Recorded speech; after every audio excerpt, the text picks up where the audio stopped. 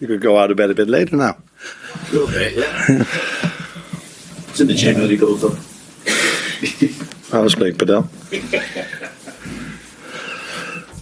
Arne, we'll start with the series topic. What do you make of the abuse that's directed at referees that's been highlighted this week with online abuse to Michael Oliver? And what responsibility is there for players, coaches, even the media as well, to set an example?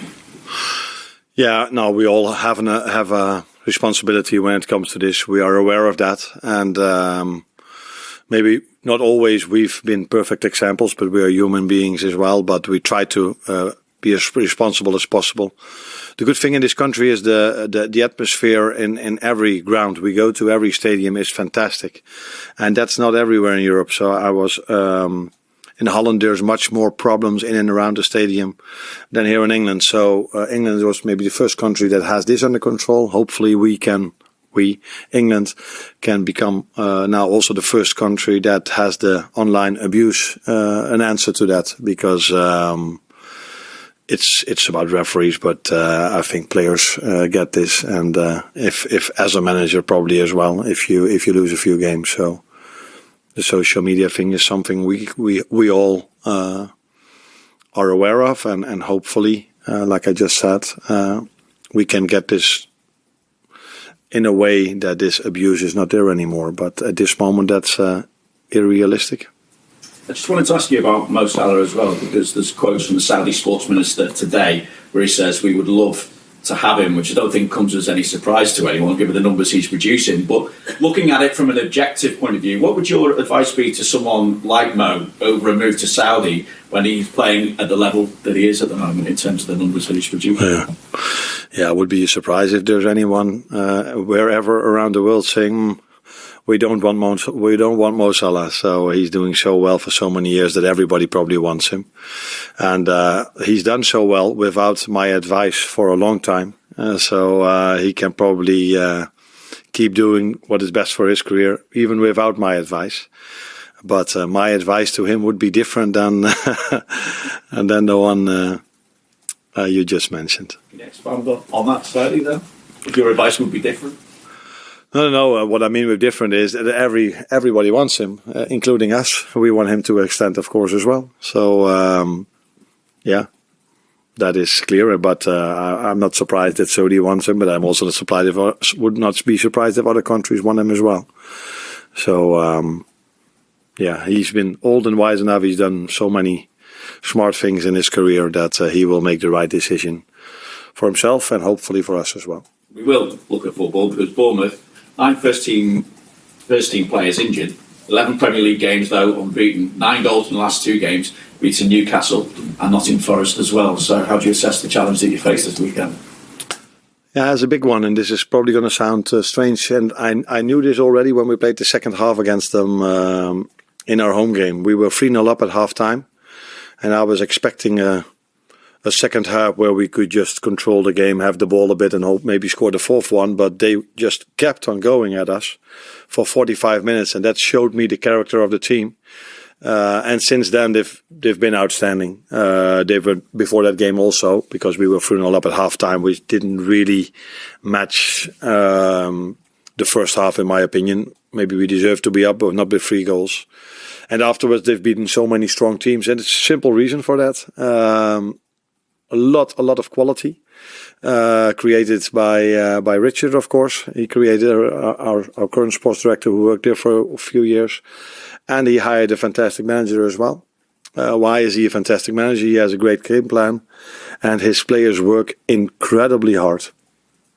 And then in a different way than Arsenal, they are also a threat in set pieces. So where Arsenal 9 out of 10 times does the same, they always come up with worked ones that have been very useful for them as well. So in every department, a very good and strong team, and they deserve to be where they are.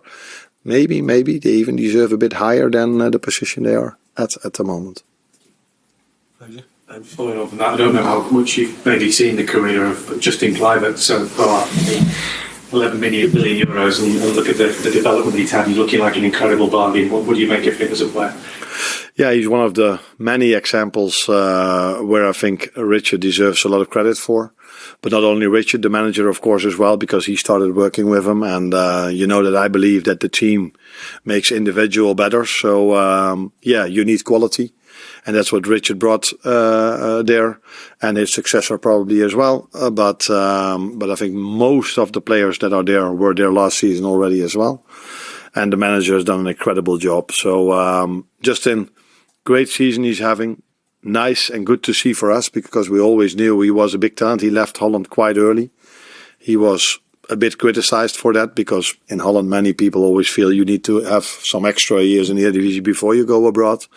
But he's a great example that you can be really successful by going abroad early and go to a few clubs, and then at a certain age, because I think he's only 24, he's not so old yet, and be at this level already. So he will play another big talent that has grown up at Ajax, Ryan Gravenberg. So interesting matchup tomorrow.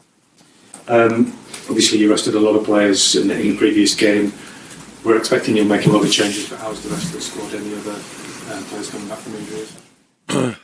Yeah, you can say I rested a lot of players. You can also say you played the ones that needed playing time. And I was really pleased how they performed in PSV Eindhoven, who were, apart from 3 or 4 players that were not playing, had quite a strong team, and we were more than competitive even the second half when there were so many youngsters on the pitch. And the ones that stayed behind, they didn't rest in the sense that they had 3 or 4 days off. They did train, but they didn't play a game. And I said already that doesn't give us any guarantees for Saturday.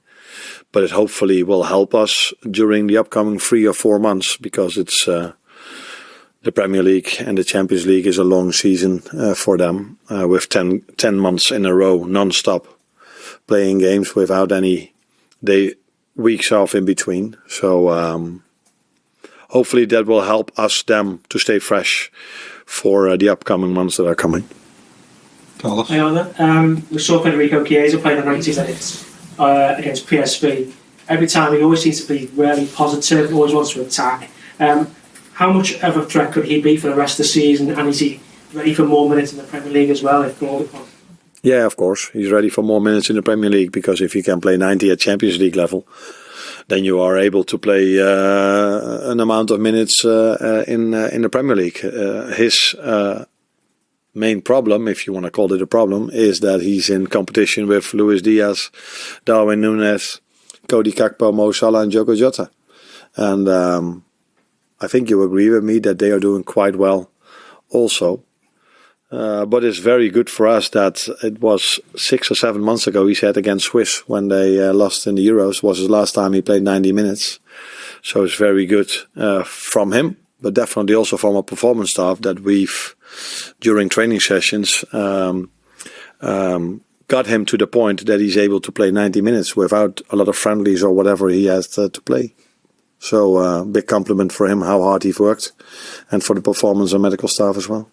I know you mentioned Dominic Szoboszlai after the game last weekend, but at the end of last season he was talking about the difference between the pace of the Bundesliga and the Premier League, and he maybe set the bar himself too high and didn't perform as well as he could have done in some games. What are you seeing from this season to give you that kind of opinion that he can play that role for you this season now?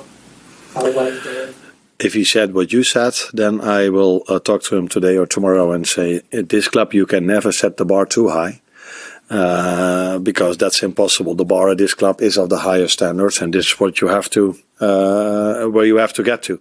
So, but probably he meant that he played some really good games, and in football it's impossible to play, if you play 60 games of a certain level. You can always go a bit lower, that's normal, but not too far. And then we are talking about consistency. And this season he's been very consistent in his work rate, which is a main thing in football. It's underestimated sometimes, but I just highlighted why Bournemouth is doing so well. I think it's one of the reasons why we do so well also. But he's not only working hard. If he works hard, the intensity he can run at, the intensity he can play duels in with is of the highest standards. of this level we are playing at. So that's what for me stands out with him compared to many others. The ability for him to run in a certain intensity and keep on running.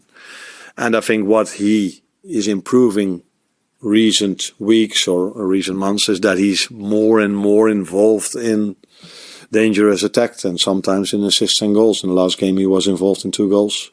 So that is something he deserves because he's putting so much work in. And his technique is also outstanding. So I've always felt that it's a matter of time before he would score goals, give assists, because his shot, his touch on the ball, yeah, he should set the standards high because he's a player that can reach definitely those standards. Hi, you mentioned Richard Hughes. He obviously played a big part in assembling this Bournemouth side. So, have you spoken to him before the game? And can you talk about how your relationship is with working with him? Yeah, I spoke with him before this game, as I speak to him before every game. And 1 day before the game, 2 days, 3 days, 4 days, we almost speak each other on a daily basis. Of course, I asked him a few things on Bournemouth as well. But we have very good people that analyze Bournemouth.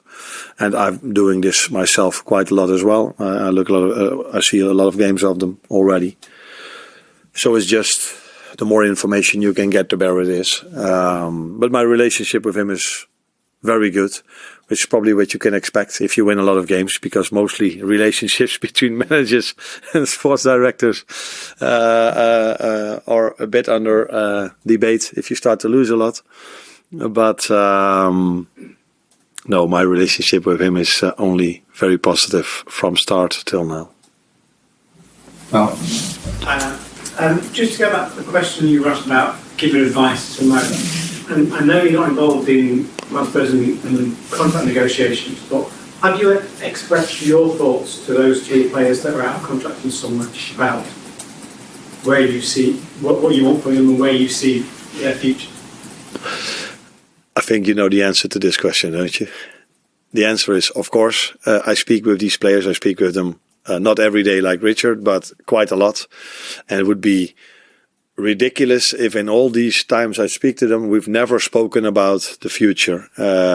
So, of course, we do. But as you probably also know, that's not something I'm going to discuss with you where we are talking about. But, but it's not only with the 3 that are out of contract. You also talk about future things with the other players as well. So it's a non-stop process talking to your players, but it's also a non-stop process that I will not talk about that here in public with you.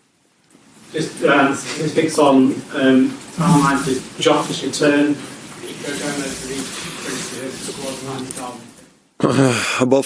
All 3 of them are in training today. So then the question is, are they already far enough to join us towards Bournemouth? That's something we have to wait and see today, because we have probably also more than 20 players available. And we always have more than 20 available, but the ones that are mostly there. So we have to make the smartest decision for them, but also for winning the game tomorrow. You mentioned a few times there about how hard Bournemouth work and the physical attributes they've been to the game. We know they've run more than anyone else in the Premier League. How much is winning that physical battle going to go towards winning the game? And how much did that influence your decision to rest so many players in the week?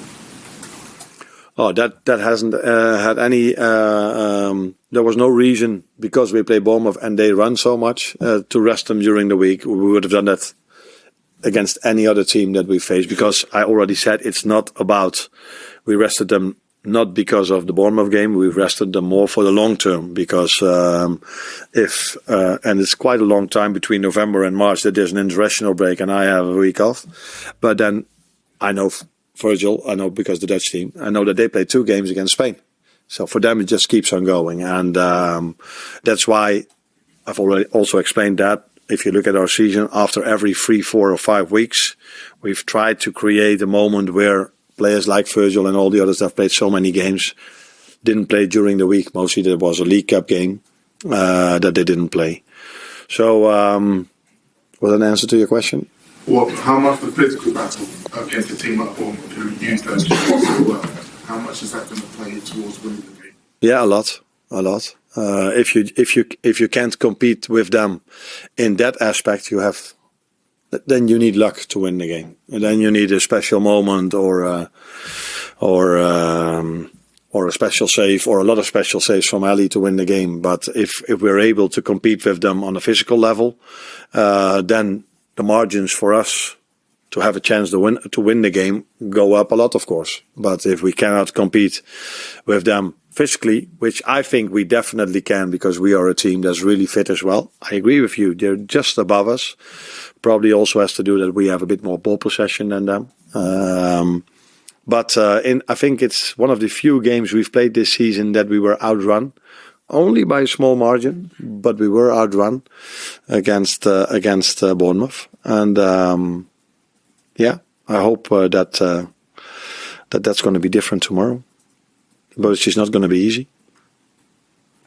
Have you made any decisions whether James McConnell and Jake Downs might be allowed to go out on loan? Not necessarily if you would be allowed to. Be interested in that. These are also ongoing discussions we have, and you know how it is in football. Yesterday can be different than today or tomorrow. So if I can give you a certain answer now, and then of course we're not hoping that this is going to happen, but if I then leave the training pitch and we are free injuries along the training session, then it's going to be a different answer. So it's a process we are discussing a lot about, and these decisions will be made, will be pushed towards the end of the window, which is almost there.